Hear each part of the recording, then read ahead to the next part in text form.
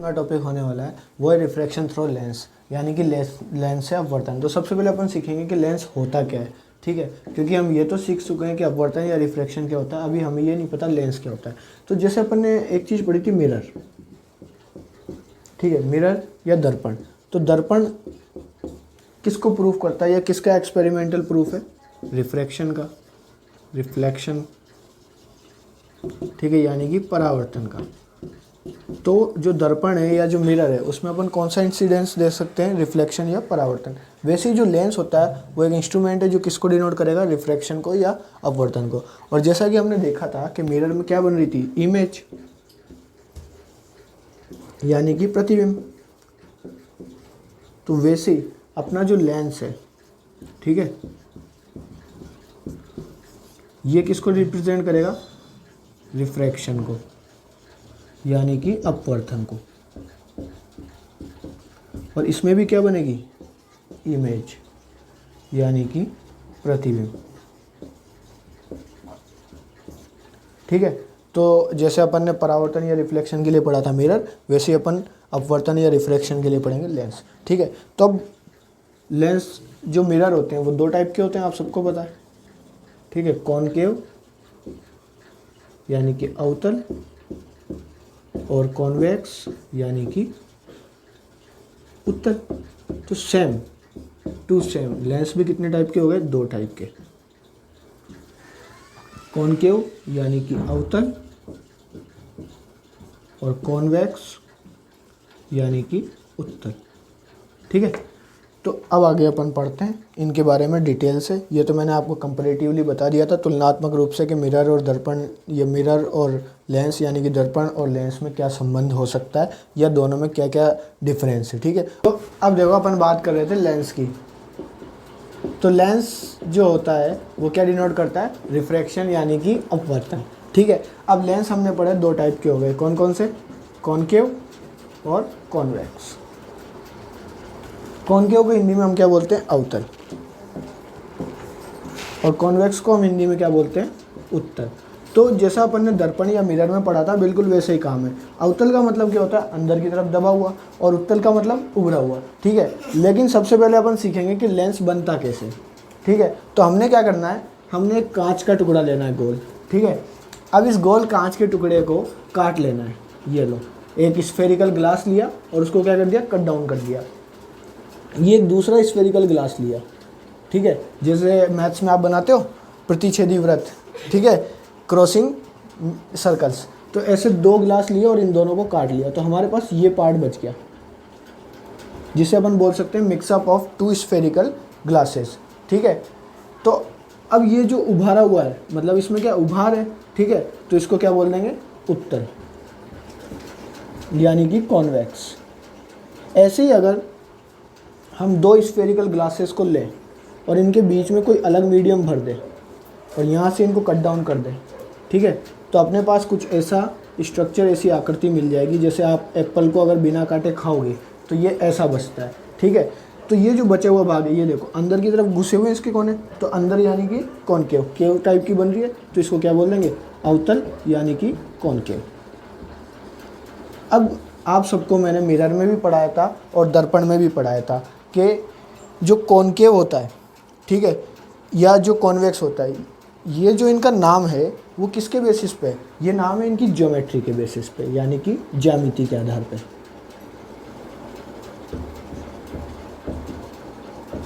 तो हमने वहाँ मिरर में पढ़ा था कि ज्यामिति के आधार पे तो ये नाम होते हैं, ठीक है। फिर उसके बाद हमने ये भी पढ़ा था कि इनका ऑप्टिकल नेचर या इनका प्रकाशीय प्रवृत्ति क्या होती है, उस आधार पे इनका नाम क्या होता है, ठीक है। तो वो आगे अपन देखते हैं। तो अब देखो, ऑप्टिकल नेचर ऑफ लेंसेज, यानी कि लेंस की प्रकाशिक प्रकृति, मतलब जब प्रकाश इन पर डाला जाएगा तो ये किस तरीके से बिहेव करेंगे, क्या लाइट को फैला देंगे या लाइट को एक जगह सेंट्रलाइज यानी कि केंद्रित कर देंगे, उसकी बात करते हैं। तो सबसे पहले हम लेते हैं कॉन्वेक्स लेंस को, जिसको हम हिंदी में बोल सकते हैं उत्तल लेंस।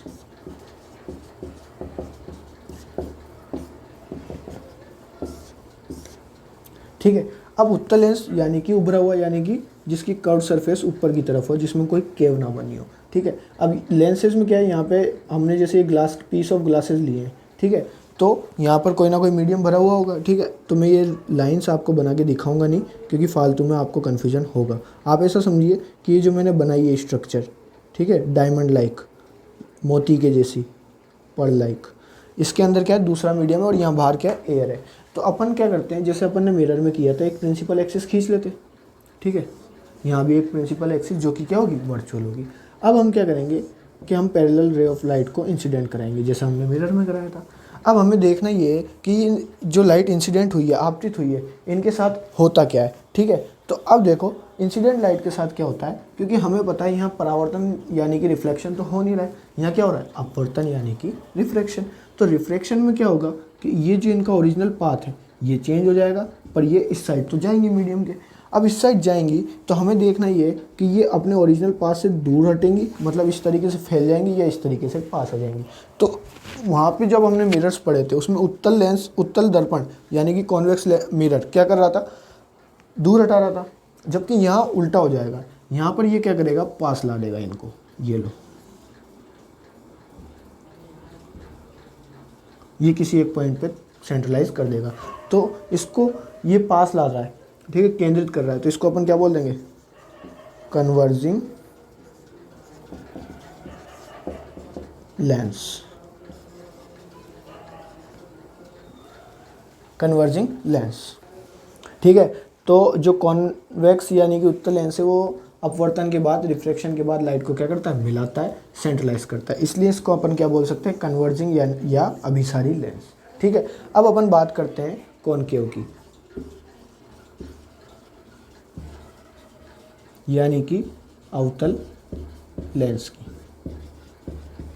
तो जैसा कि हमने इससे पहले देखा था, अभी थोड़ी देर पहले, कि अवतल लेंस यानी कि एक दोनों साइड से खाया हुआ सेब की आकृति, ठीक है। अब हमने इसमें बना लिया अपना प्रिंसिपल एक्सिस, ठीक है, इस पे भी डाली पैरेलल यानी कि समांतर प्रकाश किरणें, जो कि कहाँ जाना चाहती है, सीधा जाना चाहती है। पर हमें देखना है कि अब ये जो अवतल लेंस है ये क्या करता है, ये फैलाता है यानी कि दूर हटाता है, डाइवर्ट करता है, या मिलाता है, कन्वर्ट करता है, ठीक है। तो यहाँ पर क्या होगा कि लाइट क्या हो जाएगी, फैल जाएगी, मतलब दूर हटने लगेगी, और दूर हटती है तो उसको क्या बोलते हैं, डाइवर्ट होना। और ऐसे लेंस को या ऐसे ऑब्जेक्ट को क्या बोलते हैं, डाइवर्जिंग लेंस, यानी कि अपसारी लेंस, ठीक है। तो हमने ये सीख लिया कि भाई इनका ऑप्टिकल नेचर कैसा होता है, प्रकाशीय प्रकृति कैसी होती है, यानी कि कॉन्वेक्स लेंस की तो होती है कन्वर्जिंग, उत्तल लेंस की कैसी होती है, अभिसारी, और कॉनकेव लेंस की होती है डाइवर्जिंग, यानी कि उत्तल लेंस की हो जाती है अपसारी। अब अपन आगे देखते हैं सम इम्पॉर्टेंट डेफिनेशंस, जैसे हमने मिरर में पढ़ी थी कि प्रिंसिपल एक्सिस क्या होती है, फोकस क्या होता है, वगैरह वगैरह, वही अपन देखेंगे आगे, ठीक है। तो अब अपन बात करते हैं कुछ मुख्य परिभाषाएं, यानी कि सम इम्पॉर्टेंट डेफिनेशंस। जैसे सबसे पहले अपने पास क्या आ जाता है, प्रिंसिपल एक्सिस, या जिसे हम हिंदी में बोल सकते हैं मुख्य अक्ष।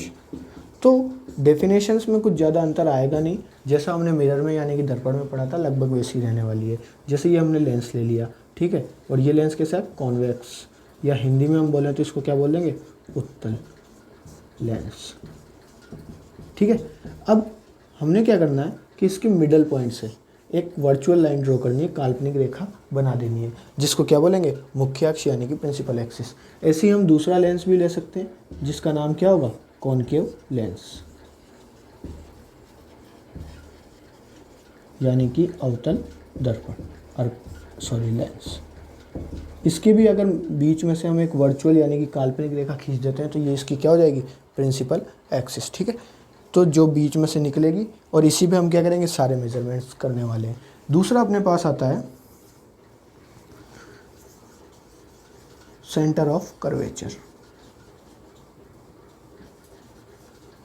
जिसे अपन हिंदी में बोलते हैं वक्रता केंद्र, ठीक है। तो वक्रता केंद्र क्या होता है कि हमने जो दर्पण लिया था, ठीक है, या जो मिरर लिया था, उसको किसी ना किसी गोले से यानी कि स्फीयर से काटा था, तो उस गोले या स्फीयर का जो सेंटर था वही अपने पास क्या हो गया था, वक्रता केंद्र। ऐसे ये जो लेंस है, ठीक है, इनको हमने किसी ना किसी गोलों से काटा होगा। जैसे इस तरफ अगर इसको बढ़ाया जाएगा तो एक गोला बन जाएगा, और इस वाली को भी इस तरफ बढ़ाया जाएगा तो गोला बन जाएगा, ठीक है। तो इन दोनों गोलों के जो सेंटर्स होंगे, ठीक है, जो केंद्र होंगे, वो इनके क्या कहलाएंगे, वक्रता केंद्र। जैसे पहले वाले का नाम दे देते हैं C1, दूसरे वाले का नाम दे देते हैं C2। एज इट इज़ यहाँ पर देखते हैं, तो मैं ऊपर डायग्राम बना के दिखाता हूँ आपको अच्छा सा।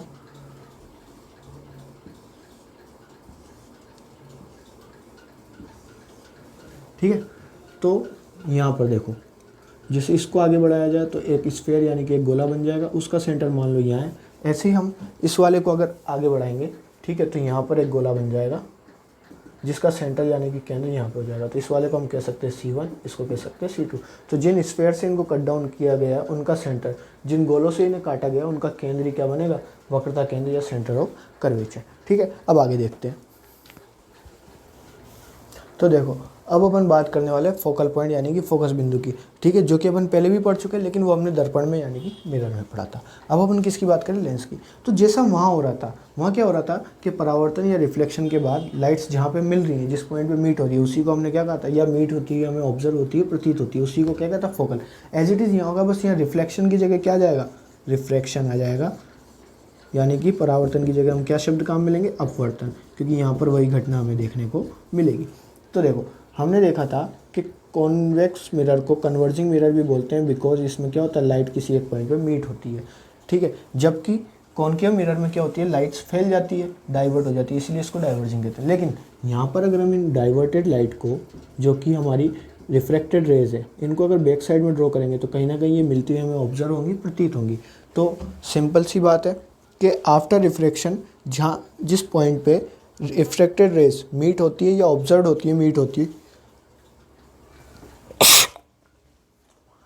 ठीक है, तो जिस पॉइंट पे मीट होंगी या मीट होती ऑब्जर्व होंगी, उसी पॉइंट को क्या बोलेंगे, फोकल पॉइंट। बस किसके बाद में करना है, रिफ्लेक्शन के बाद में। वहाँ पे क्या बोला था, रिफ्लेक्ट, आफ्टर द रिफ्लेक्शन। यहाँ पे क्या कर देंगे, रिफ्लेक्शन। तो डेफिनेशन में ज़्यादा चेंज नहीं आएगा। आफ्टर रिफ्लेक्शन की जगह क्या कर दोगे, रिफ्रैक्शन, और रिफ्लेक्टेड रेस की जगह कर दोगे, रिफ्लेक्टेड रेस की जगह कर देंगे रिफ्रैक्टेड रेस, रिफ्रैक्टेड रेस। ठीक है, हिंदी में डेफिनेशन क्या हो जाएगी कि परावर्तन की जगह कर देना अपवर्तन।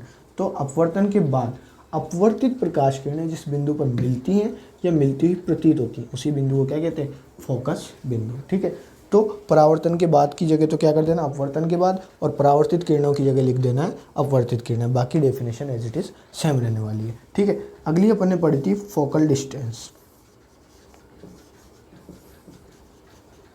यानी कि फोकस दूरी।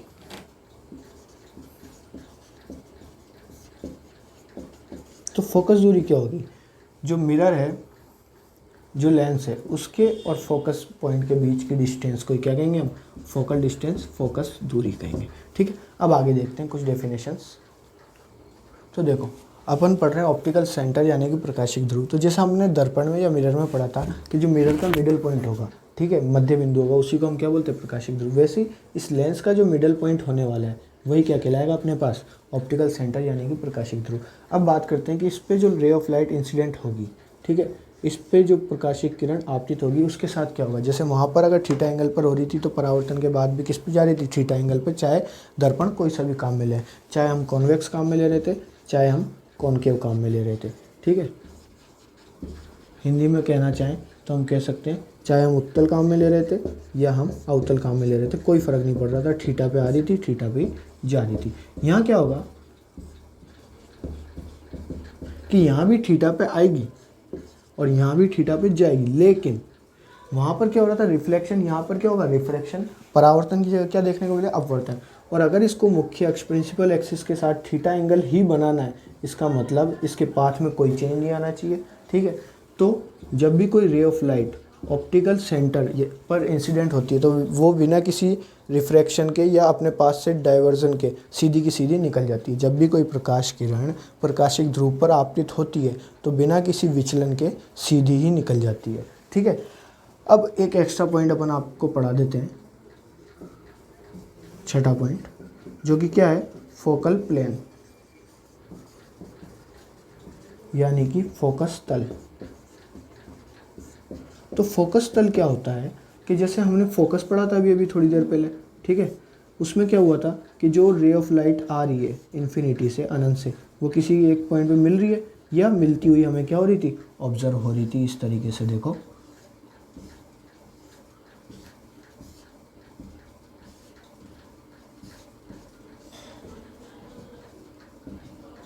ठीक है, तो ये जो पॉइंट बना फोकल, इसके परपेंडिकुलरली जिस प्लेन को हम ड्रॉ कर सकते हैं, जिस तल को हम बना सकते हैं, ये पूरा का पूरा तल, मतलब ये जो लाइन मैंने खींची ये पूरी की पूरी क्या कहलाएगी, फोकस तल यानी कि फोकल प्लेन कहलाएगी। मतलब ये जो फोकस बिंदु है इसके इर्द गिर्द का जो एरिया है, ठीक है, लंबवत जो दूरी है, ये रेखा ही क्या कहलाती है, फोकस तल। ठीक है, अब आगे देखते हैं। तो देखो अब अपन पढ़ेंगे law of refraction from lens, यानी कि लेंस से अपवर्तन के नियम, जैसे हमने दर्पण में पढ़े थे, मिरर में पढ़े थे। तो सबसे पहला नियम क्या है, पहला रूल क्या है, तो पहला जो रूल है वो क्या है, डेफिनेशन ऑफ फोकस। ये शॉर्ट ट्रिक बता रहा हूँ याद रखने की, डेफिनेशन ऑफ फोकस, फोकस की परिभाषा ही क्या है, हमारा पहला लॉ है। कैसे है वो मैं बताता हूँ आपको, कि जैसे फोकस में हमने पढ़ा था कि जब भी कोई ray of light principal axis के पैरेलल इंसिडेंट होती है, मतलब जब भी कोई प्रकाश किरण मुख्य अक्ष के समांतर आपतित होती है तो किसी एक बिंदु पे मिलती है, ठीक है, उसी को क्या कहते हैं, फोकस पॉइंट। तो यही पहला लॉ है कि जब भी कोई प्रकाश किरण मुख्य अक्ष के समांतर आपतित होगी तो अपवर्तन के बाद वो कहाँ से गुजरेगी, फोकस बिंदु से गुजरेगी। ठीक है, when ever a ray of light incident parallel to the principal axis then after refraction it passing through the focus point. ठीक है, या हम बात करें दूसरे लेंस की, ठीक है, अवतल यानी कि कॉनकेव की, तो जो कॉनकेव होगा यानी कि जो अवतल होगा, ये था अपने पास कॉन्वेक्स, और इसको हिंदी में बोल लेते हैं हम उत्तल लेंस। ठीक है, तो इसमें क्या होगा कि when ever a ray of light incident parallel to the principal axis then after refraction it observe to passing from focus point, मतलब कि जब भी कोई प्रकाश किरण मुख्य अक्ष के समांतर आपतित होती है तो अपवर्तन के बाद ये किससे गुजरती हुई प्रतीत होगी हमें, फोकस बिंदु से। किस में, कॉनकेव में, क्योंकि ये फैला रहा है इसलिए यहाँ पे प्रतीत हो रहा है, जबकि ये मिला रहा है इसलिए यहाँ पे हमें एक्चुअली में दिख रहा है। दूसरा जो नियम है उसकी बात करते हैं। ठीक है, जो दूसरा लॉ है वो क्या है, रिवर्स ऑफ फर्स्ट लॉ, यानी कि पहले नियम का व्युत्क्रम।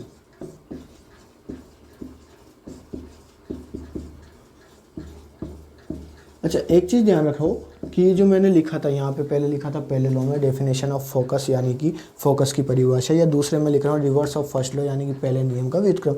ये नियमों के नाम नहीं है, ये मैं आपको याद रखने का तरीका बता रहा हूँ कि कैसे आपको याद रखना है। तो व्युत्क्रम मतलब उल्टा, तो उल्टे में क्या होगा कि जैसे ये हमने लिया कॉन्वेक्स लेंस यानी कि उत्तल लेंस, और ये हमारे पास बन गया इसका मुख्य अक्ष यानी कि प्रिंसिपल एक्सिस। तो अगर कोई रे ऑफ लाइट इंसिडेंट होती है थ्रू द फोकल पॉइंट, तो after refraction it become parallel to the principal axis, यानी कि यदि कोई प्रकाश किरण फोकस बिंदु से होती हुई आपतित होती है तो अपवर्तन के बाद वो क्या हो जाएगी, मुख्य अक्ष के समांतर हो जाएगी। ठीक है, अब दूसरे लेंस में भी देख लेते हैं ये लो कैसे फॉलो होता है। तो ये हमने दूसरा लेंस अपना बना लिया जिसको अपन क्या बोलते हैं, कॉनकेव लेंस यानी कि अवतल लेंस। ये हो गया इसका मुख्य अक्ष यानी कि प्रिंसिपल एक्सिस। अब इसमें क्या करेंगे, when ever a ray of light incident through the focus point then after refraction, अब आफ्टर रिफ्रैक्शन ये क्या हो जाएगी, पैरेलल हो जाएगी, parallel to the principal axis. मतलब यहाँ पर भी क्या हो रहा है कि यदि कोई प्रकाश किरण फोकस से होती हुई आपतित हो रही है तो अपवर्तन के बाद वो क्या हो जाती है, मुख्य अक्ष के समांतर। अब आप में से कुछ बच्चे कहेंगे सर इससे पहले तो हमें ये प्रतीत हो रही थी, ऑब्जर्व हो रही थी, लेकिन अभी तो ये रियल में दोनों में सेम हो रहा है। तो आपने तो कहा था ये मिलाता है जबकि ये क्या करता है, फैलाता है। ठीक है, तो यहाँ पर क्या चेंज हुआ भाई, ये कैसे मिला रहा है और ये कैसे फैला रहा है, हम इसके बारे में बात करना चाहते हैं। तो देखो यहाँ पर ये जो रे ऑफ लाइट थी, देखो यहाँ पर ये जो प्रकाश किरण थी, ये जो रे ऑफ लाइट थी ये फैल रही थी, जबकि ये पैरेलल होने के बाद देखो ये पहले दूर हटना लग रही थी, लेकिन अब ये दूर नहीं हटेंगे तो ये तो सही हो गया। लेकिन यहाँ पर ऐसा नहीं हो रहा है, यहाँ पर ये दूर हट रही थी ठीक है, पर अब ये कम दूर हट रही है, तो इसका मतलब इस डायग्राम में कुछ ना कुछ गड़बड़ है। तो गड़बड़ क्या है वो मैं आपको बताता हूँ कि ये जो लाइट है ये इस फोकस से नहीं आएगी हमेशा, ठीक है। हमने बात की थी कि 2 फोकस होते हैं, एक तो इस तरफ, 2 सेंटर ऑफ कर्वेचर पढ़े थे ना हमने, वक्रता केंद्र 2 पढ़े थे, एक इस तरफ एक इस तरफ, तो ऐसे 2 फोकस होंगे, ठीक है। तो जो लाइट इस, अब ये जो इस तरफ वाला है इसको बोलते हैं प्राइमरी फोकस और इसको बोलते हैं सेकेंडरी फोकस, प्राथमिक फोकस और द्वितीय फोकस। तो जो लाइन हमें इंसिडेंट होती हुई ऑब्जर्व होगी कहाँ से, सेकेंडरी फोकस पे, वो रिफ्रैक्शन के बाद क्या हो जाएगी, पैरेलल हो जाएगी। अब देखो आप यहाँ पर अगर 2 लाइनें हमें इंसिडेंट होती हुई ऑब्जर्व होती हैं, ठीक है, तो ये दोनों देखो पास आ रही थी, यहाँ पे जाके मिल रही थी, जबकि ये अब क्या हो गई, दूर हो गई ना, फैल गई नहीं फैल गई, इस तरीके से। तो ये दूर हट गई जबकि ये आगे जाके क्या होती, मिलती। तो ये हो गया प्रूफ। तो दूसरा लॉ क्या है कि अगर फोकस पे आएगी तो पैरेलल हो जाएगी, ठीक है। अब तीसरे लॉ की बात करते हैं। तो अब देखो तीसरा जो लॉ है उसको आप कैसे याद रख सकते हो, definition of optical pole, centre भी बोल सकते हैं हम इसको, ठीक है, यानी कि प्रकाशिक ध्रुव की परिभाषा, ठीक है। यानी कि जो प्रकाशिक ध्रुव की परिभाषा हमने पढ़ी थी ऑप्टिकल सेंटर की, वही क्या हमारा थर्ड लॉ है। तो वो क्या थी कि जब भी कोई प्रकाश किरण प्रकाशिक ध्रुव पर आपतित होती है तो बिना किसी विचलन के सीधी की सीधी निकल जाती है, ठीक है, थीटा पे आएगी, थीटा पे चली जाएगी। ये कौन सा लेंस है, कॉन्वेक्स लेंस। तो इंग्लिश में हम कह सकते हैं कि when ever a ray of light is incident on the optical centre then it passes without any diversion, ठीक है। दोनों में क्या हो जाएगा, सेम हो जाएगा, चाहे वो कॉन्वेक्स हो चाहे कॉनकेव हो, दोनों के लिए ये चीज़ क्या होती है, सेम होती है। क्योंकि मिरर में भी हमने पढ़ा था कि दोनों में क्या होता है, इसका सेम नेचर होता है ऑप्टिकल पोल का, तो यहाँ भी क्या हो जाएगा, सेम। तो बिना किसी विचलन के, बिना किसी डाइवर्जन के सीधी की सीधी निकल जाएगी। तो ये इन 3 लॉज को फॉलो करके हम क्या पढ़ेंगे आगे, इमेज फॉर्मेशन पढ़ेंगे अगले लेक्चर में, ठीक है। अब आगे क्या पढ़ना है अपने को, प्रतिबिंब का निर्माण, और किससे पढ़ना है, लेंस से। आज की वीडियो यहीं समाप्त करेंगे अपन। अगर आपका कोई सुझाव हो तो आप कमेंट कर सकते हैं, या आपका कोई डाउट हो तो भी आप कमेंट कर सकते हैं, ठीक है। वीडियो को लाइक करना है और शेयर करना है, ज़्यादा से ज़्यादा बच्चों तक इसको पहुंचाना है। धन्यवाद।